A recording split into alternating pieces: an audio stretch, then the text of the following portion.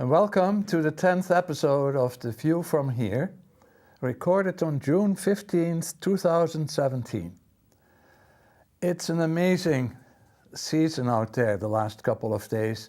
Today is a beautiful, clear day. There's a cool morning and just the kind of summer day that everybody absolutely loves. And a few days ago we had some warmer weather, and that actually resulted in my going for an early swim at Swansea Lake, which I enjoyed a lot. That's a wonderful place to swim. It's a private beach, Pilgrim Pines, but you can register at the office as a day visitor, and it's a view from there over the lake, and the swimming is fantastic.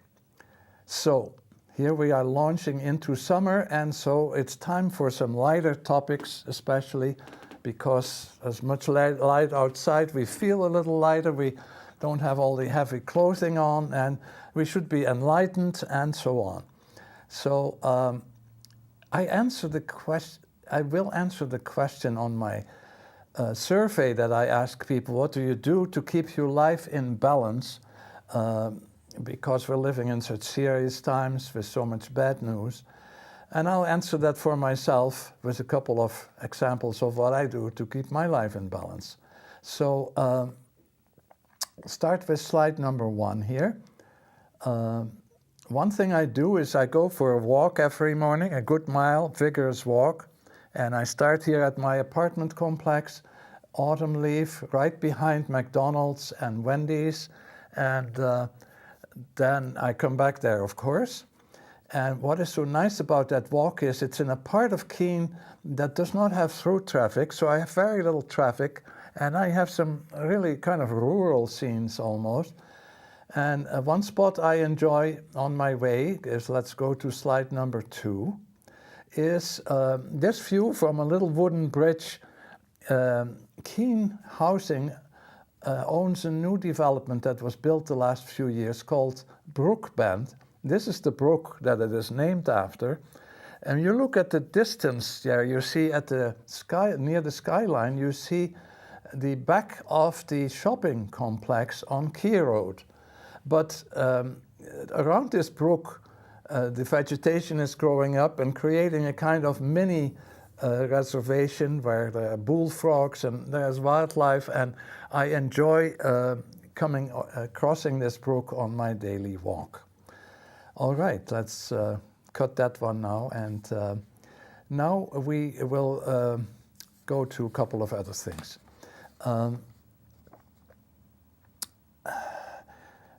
There is a book that I'm reading right now, and we'll go to the next slide because there are some comments.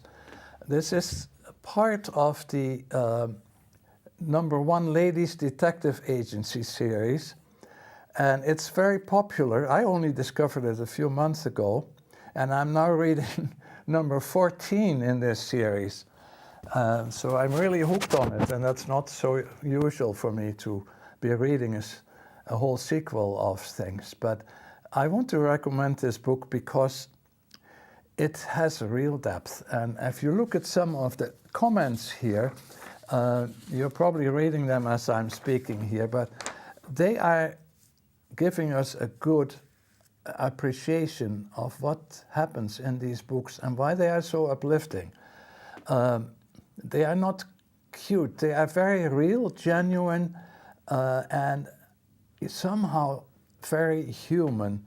And that is somehow, when we have a bad day and we read this book, we'll feel a little better. I recommended this book to my daughter, and she started reading a few weeks ago. She is on number 3, and here I am on number 14. I'm going to the library each time, and then I noticed that there are other people like me, because then I wonder if the next book will be there when I need it, when I'm through with it. And yes, it usually is back because somebody else is going through the same sequence. So I highly recommend the number 1 Ladies Detective Agency by Alexander McCall Smith.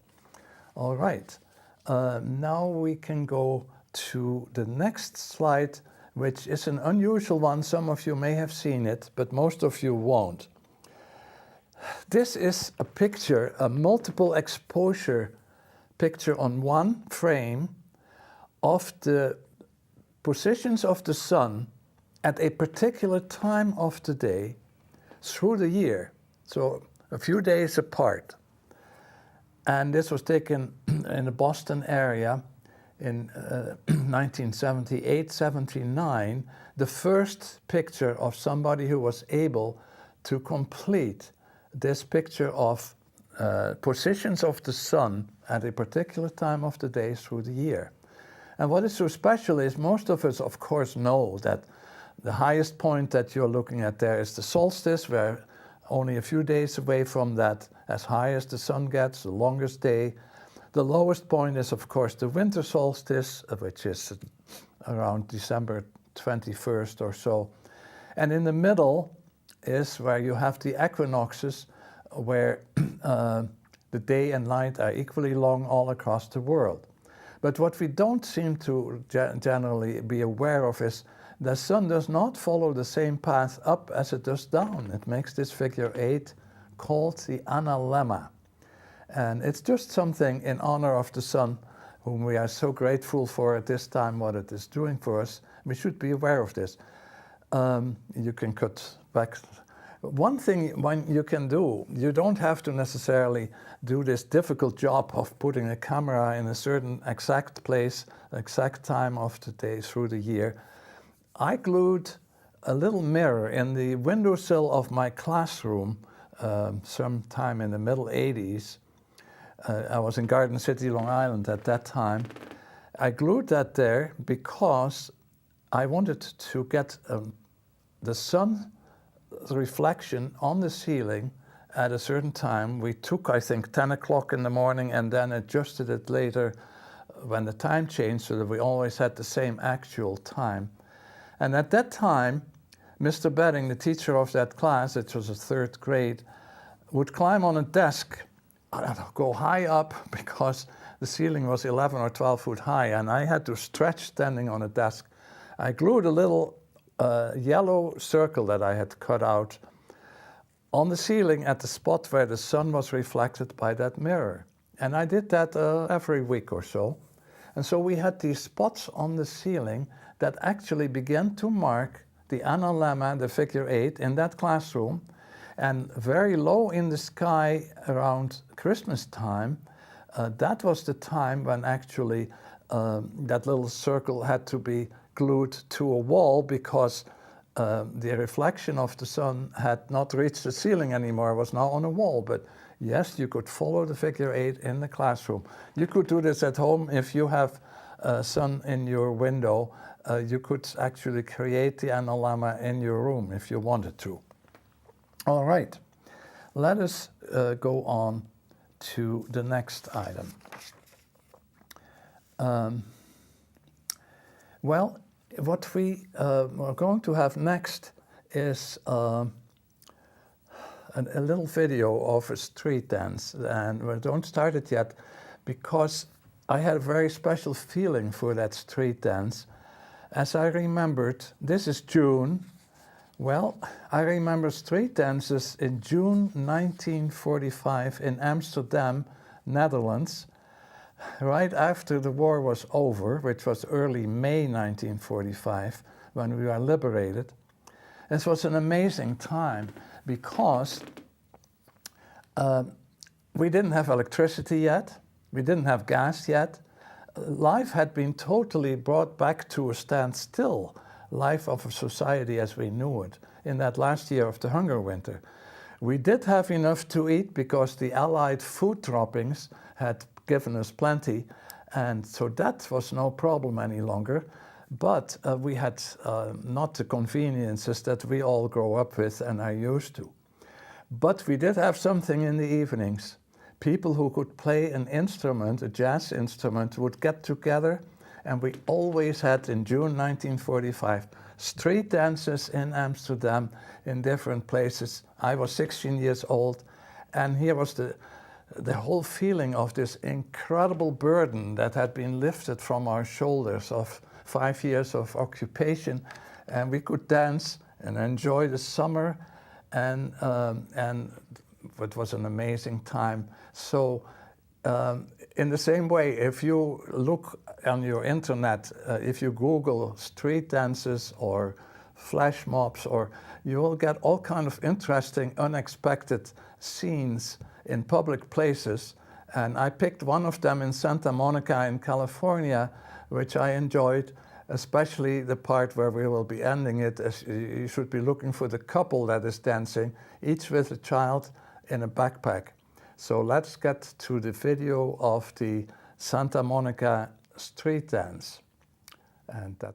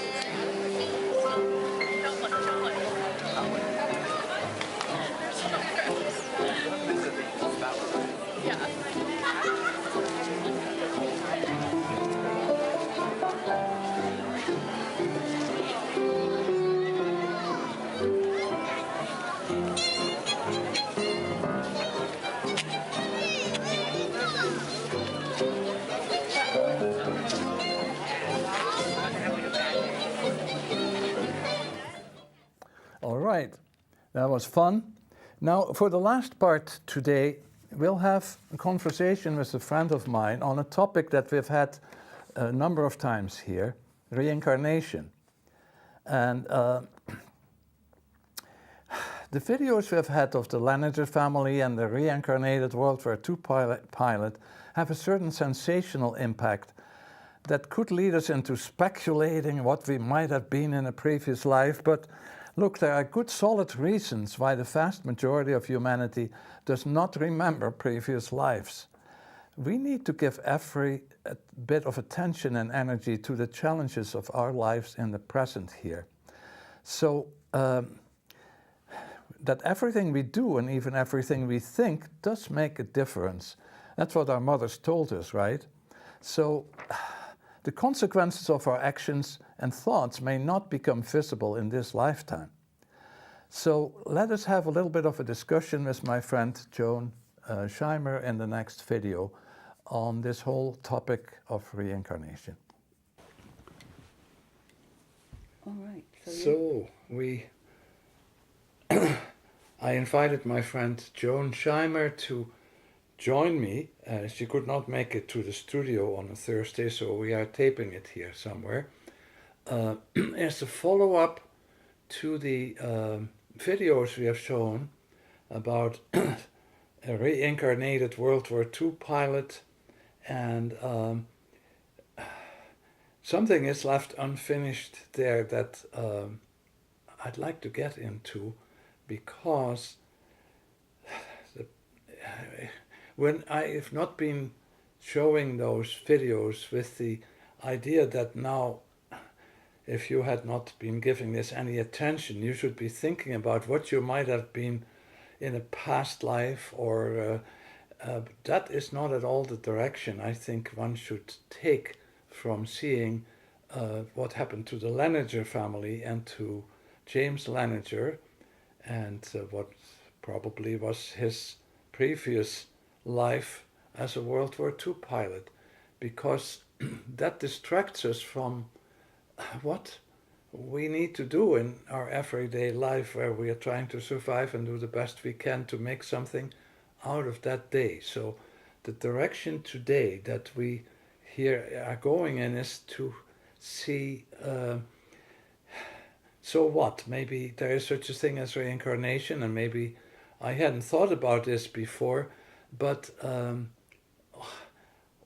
how would that influence my life day to day when I'm trying to survive and make the best out of this often difficult circumstances that each day brings me?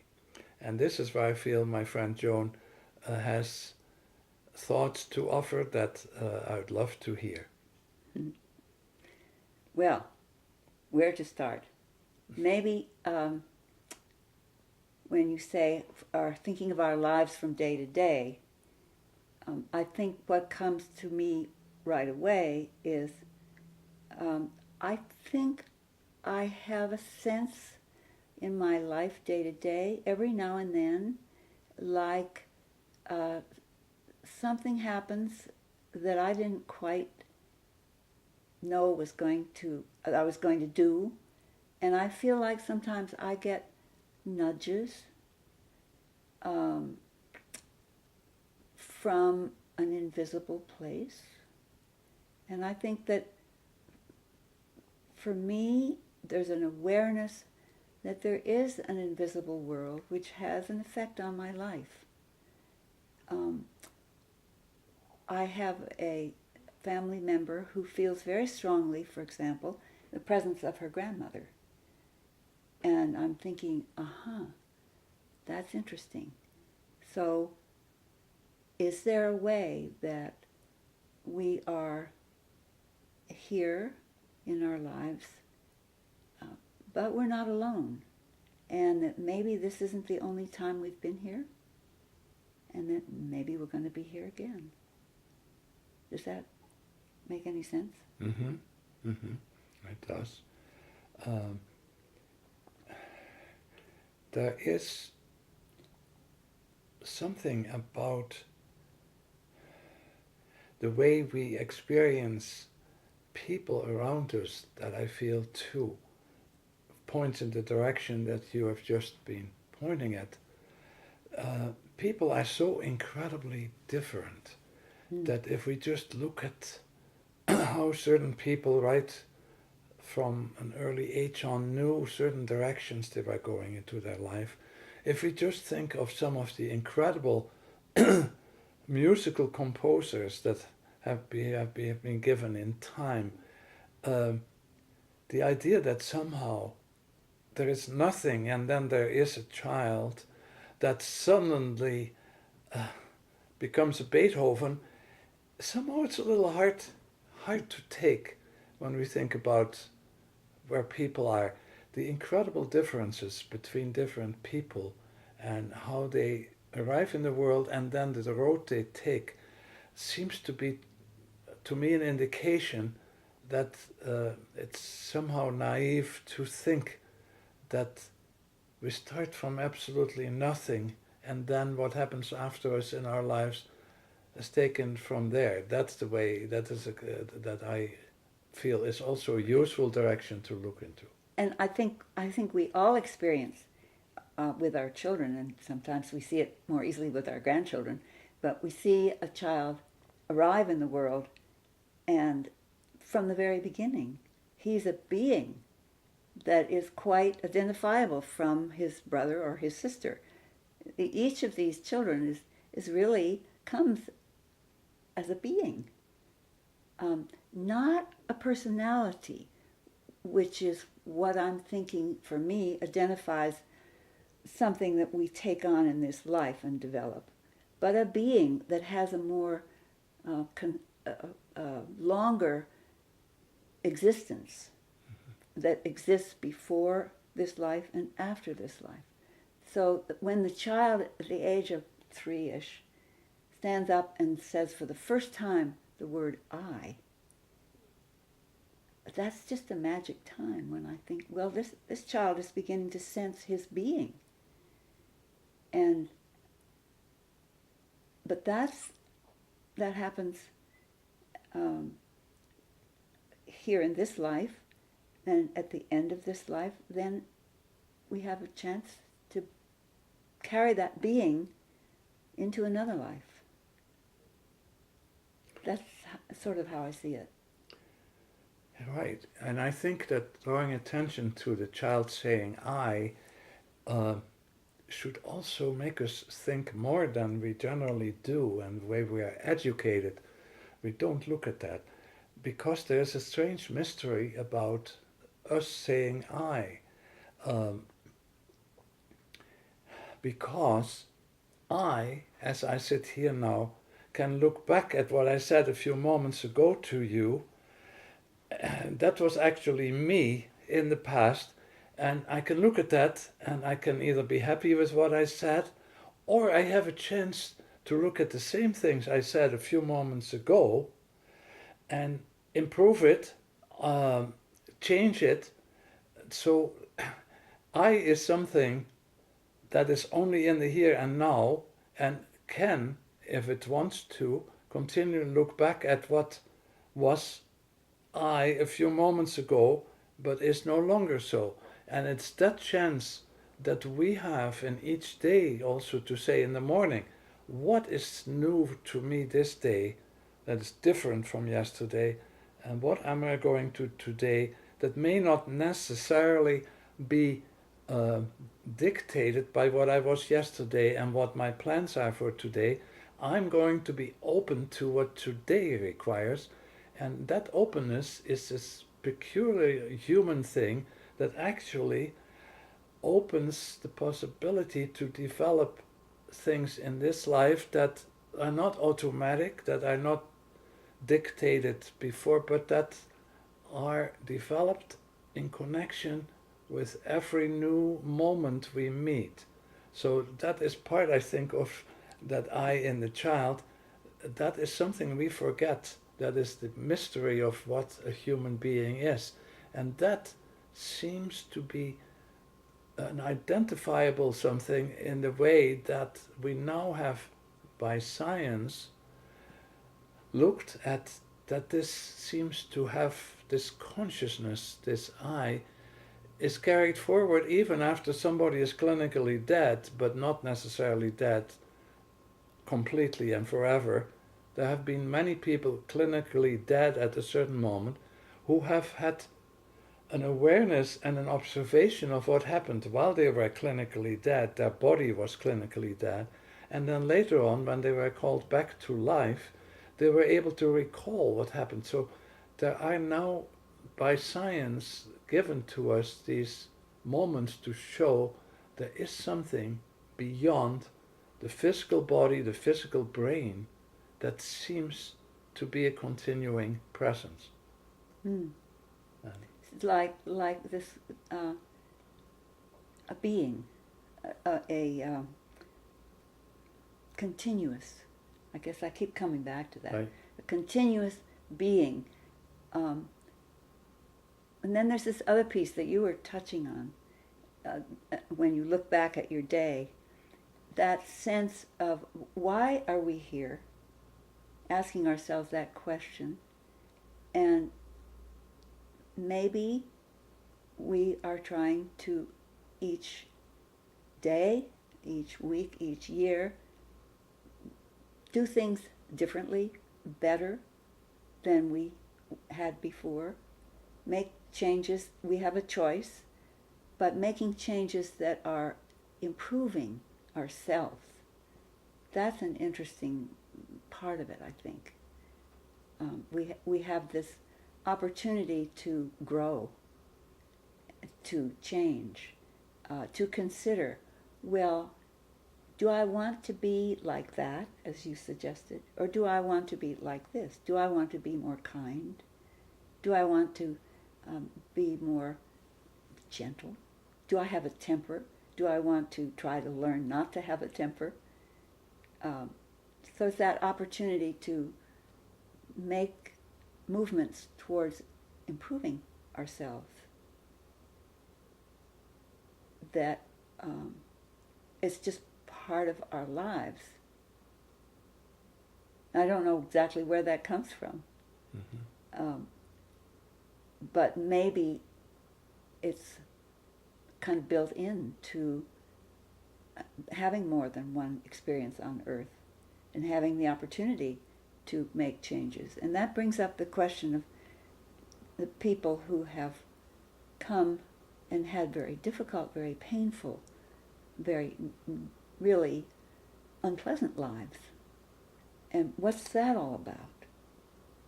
And maybe it's an experience that needed to happen for that person, given the life they lived before, that there were certain things that they had to learn or experience. Who knows? But it's a thought that comes to me that not everybody's life is full of good and light and kindness and joy. What's that all about? It may be that it's just an experience that was an outgrowth of the previous experience and needed to happen before the next time. That's one of the ways I look at it. Great. I think because of the limited time we have, this is a good beginning of some of the considerations that I needed as a follow-up on the videos that we have offered, and to show that there is a whole way of living each day that gets additional perspectives and dimensions if we can see it in the larger perspective of this is not just only one life on the earth, but I probably came from something and I'm going somewhere, and I can make choices each day and each moment to what I do and what I do with the things that are brought to me. So for today and for the moment, let's leave it at this spot, and maybe we have a chance to come back to this in the future. All right. Here we are at the end of the 10th episode, and we hope you will join us again for the next one in 2 weeks, and I hope you enjoyed the variety we offered, and that's something we'll always try to do, a variety. Thank you very much. See you next time.